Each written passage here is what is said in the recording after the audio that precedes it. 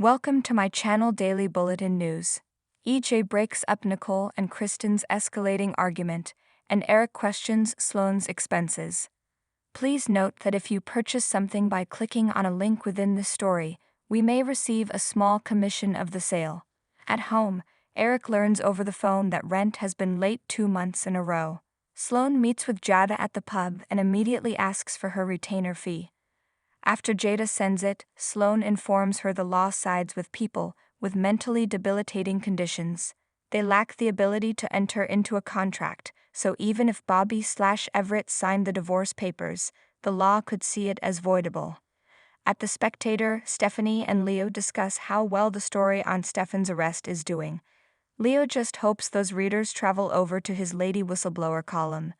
Otherwise, the next one could be his last. Stephanie knows things will start to look up. A frazzled Everett enters. He brushes off Stephanie's concerns and snaps at Leo.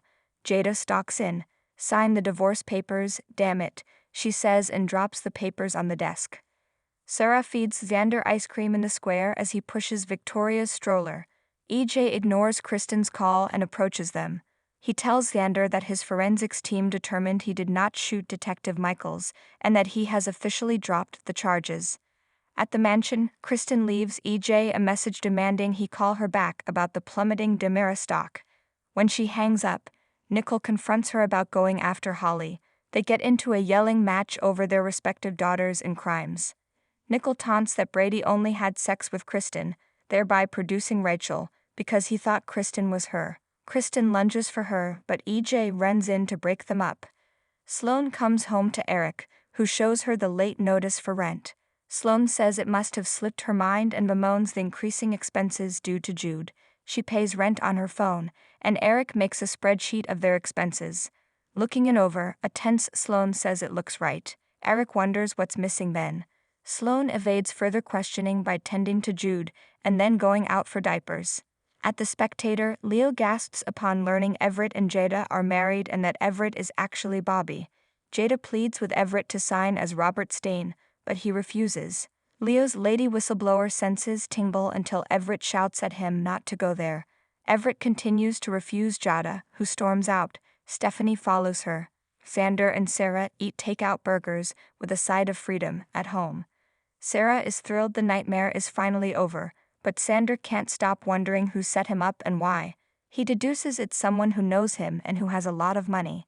Sarah points out Stefan was doing Clyde's bidding, so maybe he hired Harris Hitman.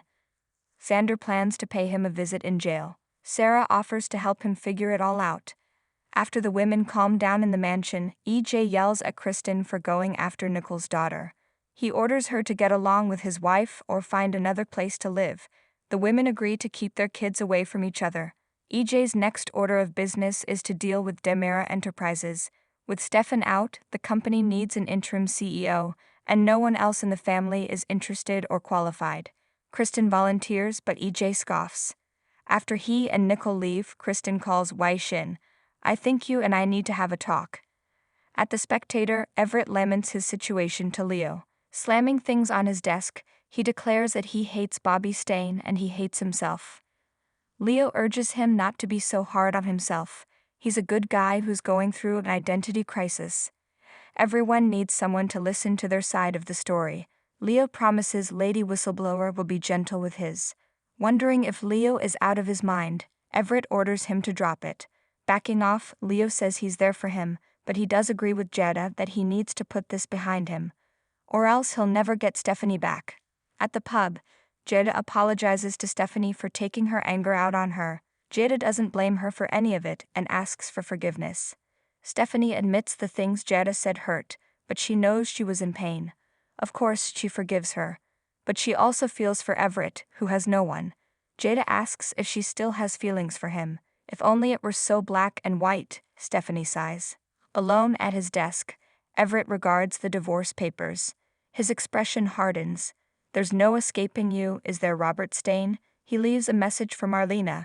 "I need to see you." In the square, Sloan pleads with Leo to back off his blackmail and butters him up over his burgeoning writing career. Leo agrees to cut her allowance by 10%.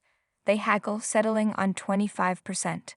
Sloan excitedly embraces him. At home, Eric realizes Sloan must have big expenses she isn't sharing with him. I'm going to get to the bottom of this. Stay tuned and subscribe the channel.